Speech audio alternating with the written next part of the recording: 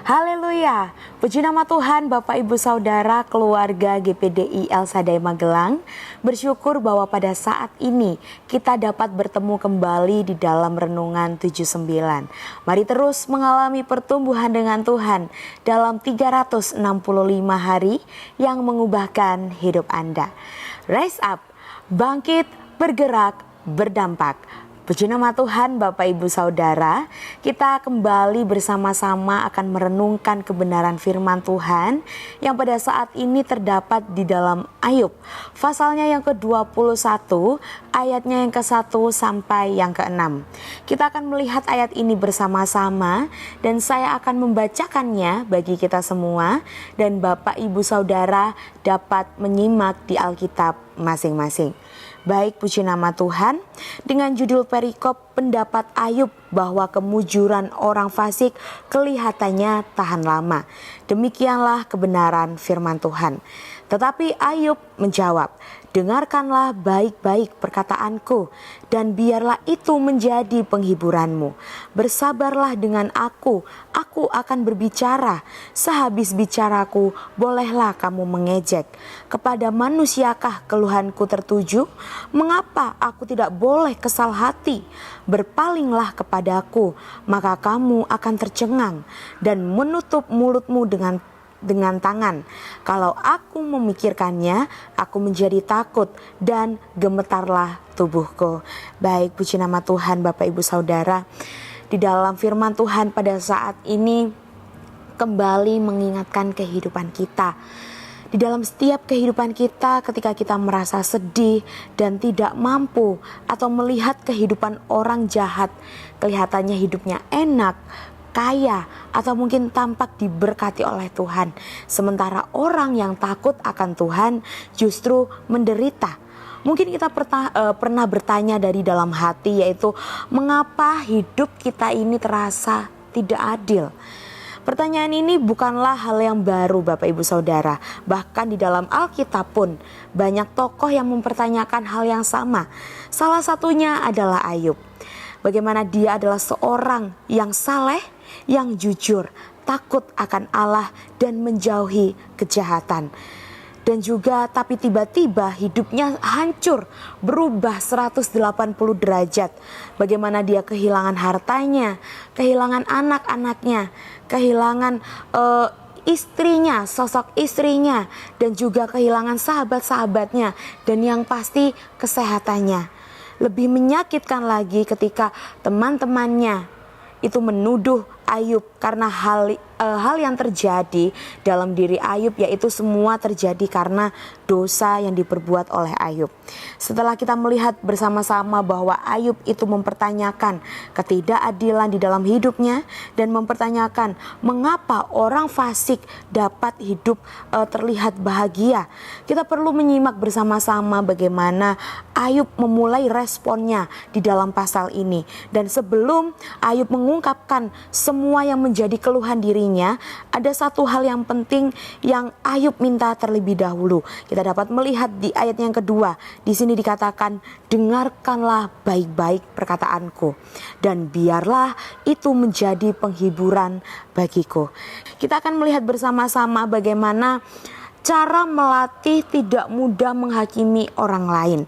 Yang pertama, yaitu mendengar dan memahami.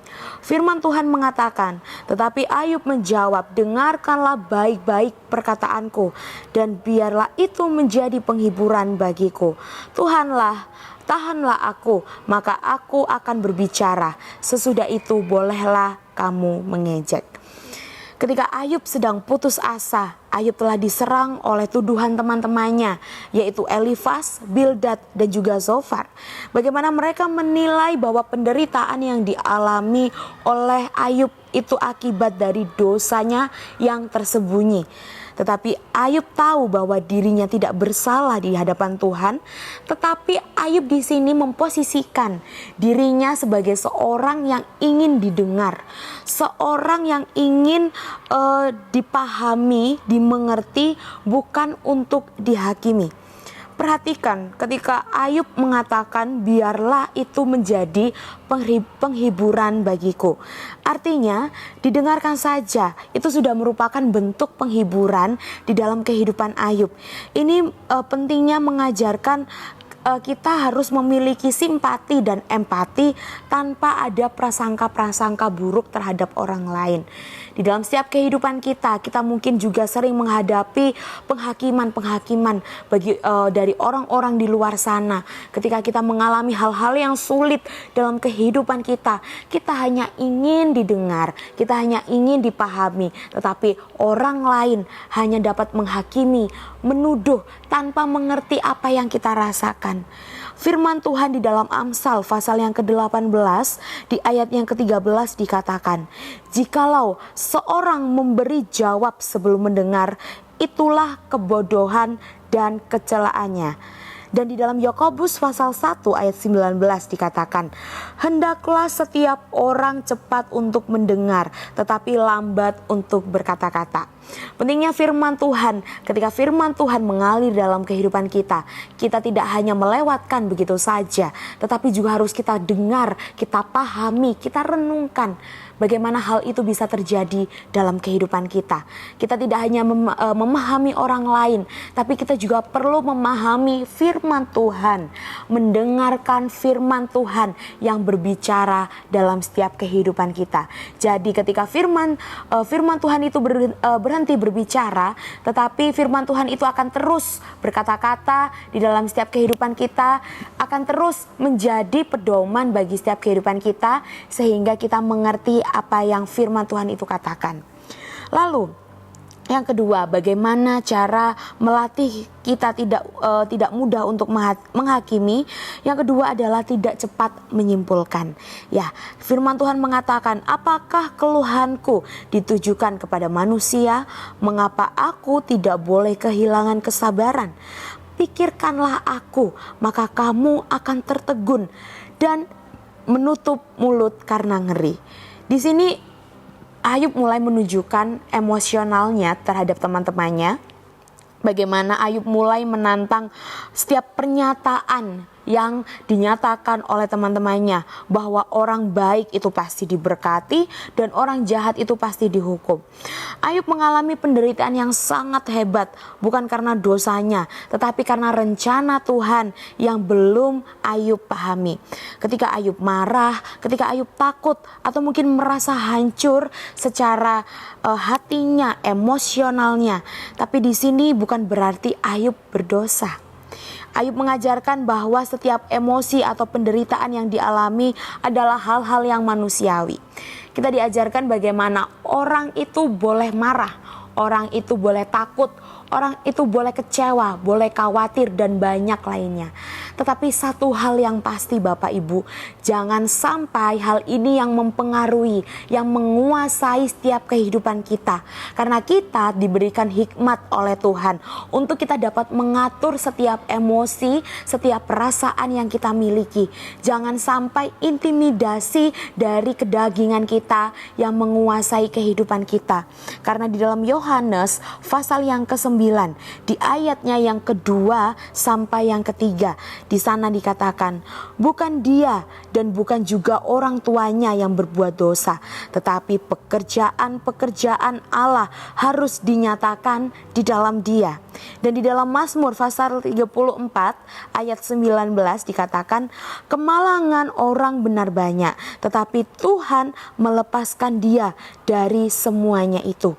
Jadi ketika orang tidak bisa mengerti kehidupan kita, satu hal yang pasti, Tuhan dapat melepaskannya. Tuhan yang dapat mengerti, memahami setiap apa yang kita rasakan. Jadi kita mau terus seperti Ayub, ketika kita menyerah, kita akan putus asa. Kembali mengingat setiap janji-janji Tuhan, setiap kebaikan Tuhan dalam kehidupan kita, sehingga kita dapat menerima setiap hal-hal baik, setiap janji Tuhan yang baik di dalam kehidupan kita. Lalu yang terakhir, bagaimana cara melatih untuk kita tidak mudah menghakimi? Yang terakhir adalah melihat diri sendiri. Firman Tuhan dikatakan, jika aku memikirkannya, aku menjadi takut dan gemetar menangkap tubuhku. Di sini yang dimaksud bagaimana Ayub merasa takut atau merasa ngeri ketika ia merenungkan bahwa orang fasik atau orang jahat itu sering hidup damai, panjang umur, dan seolah tidak dihukum. Ini bagaimana bertentangan dengan pemahaman bahwa Tuhan itu pasti langsung menghukum dengan kejahatan. Dan dalam realitanya juga yang kita hadapi akhir-akhir ini adalah seperti koruptor yang bisa kaya dengan bebas, penipu yang bisa sukses, dan sedangkan orang jujur itu lebih sering menderita. Dan Ayub sedang menyuarakan pertanyaan terbesar di dalam imannya, yaitu di manakah keadilan Tuhan.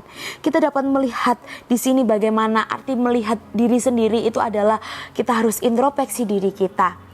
Ketika kita mengalami intimidasi, mengalami penghakiman, kita juga perlu didengar, kita juga perlu dipahami. Tetapi kita juga perlu mengerti, melihat kondisi kehidupan kita, melihat kehidupan pribadi kita, apakah ada sesuatu hal juga lah yang menjadi perhatian khusus di dalam kehidupan kita. Di dalam Mazmur pasal yang ke-73 ayat yang ketiga, di sini dikatakan, sebab aku cemburu kepada pembual-pembual, kalau aku melihat kemujuran orang-orang fasik. Dan di dalam Pengkhotbah pasalnya yang ke-8 di ayat yang ke-11 dikatakan, karena hukuman terhadap perbuatan jahat tidak segera dilaksanakan, maka hati manusia penuh niat untuk berbuat jahat. Jadi firman Tuhan pada saat ini mengajarkan kita bagaimana kita cara melatih kita untuk tidak mudah menghakimi adalah mendengar dan memahami, yaitu tidak cepat menyimpulkan dan melihat diri kita sendiri. Dan dari hal inilah kita dapat belajar bersama-sama aplikasi yang dapat kita aplikasikan dalam kehidupan sehari-hari, yaitu mari kita terus mau melatih kepekaan kita dalam mendengar. Jangan pernah menghakimi setiap penderitaan orang lain, dan tetap percaya kepada keadilan Tuhan, bahwa setiap kehidupan kita mungkin dunia ini tidak adil, tetapi ingat bahwa Tuhan itu yang maha adil. Hanya Tuhanlah yang dapat menghakimi setiap kehidupan kita. Dan mari kita mau tumbuhkan iman kita dalam iman tahan uji, sehingga kita dapat terus belajar bertahan meski semuanya tidak langsung dijawab oleh Tuhan dalam saat itu juga. Dan dalam firman Tuhan pada saat ini mengajarkan kita untuk kita tidak buru-buru menghakimi, karena apa yang tampak dari luar itu tidak selalu mencerminkan hati dan kebenaran seseorang. Dan ini sejalan dengan firman Tuhan di dalam Matius pasal 7 ayat yang ke-1.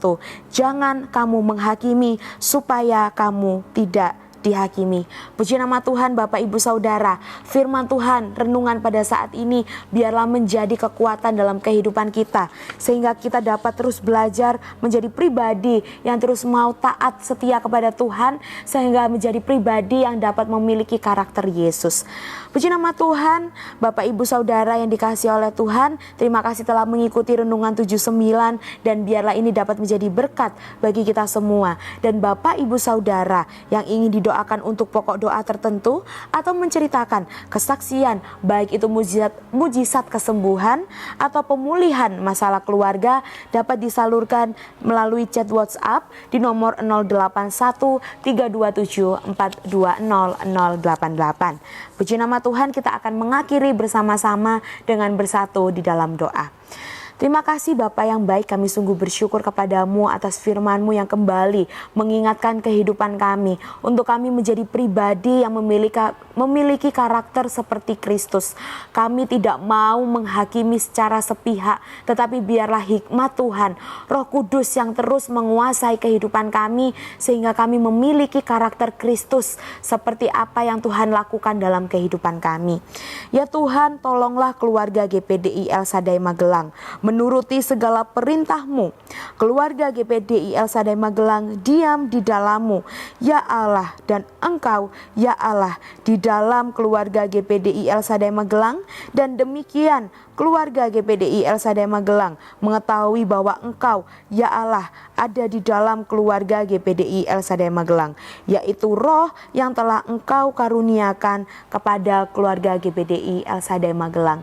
Terima kasih Bapa yang baik, kami mengucap syukur kepadamu, menyerahkan hanya dengan satu nama yang ajaib, yaitu di dalam nama Tuhan Yesus Kristus. Kami telah berdoa dan mengucap syukur.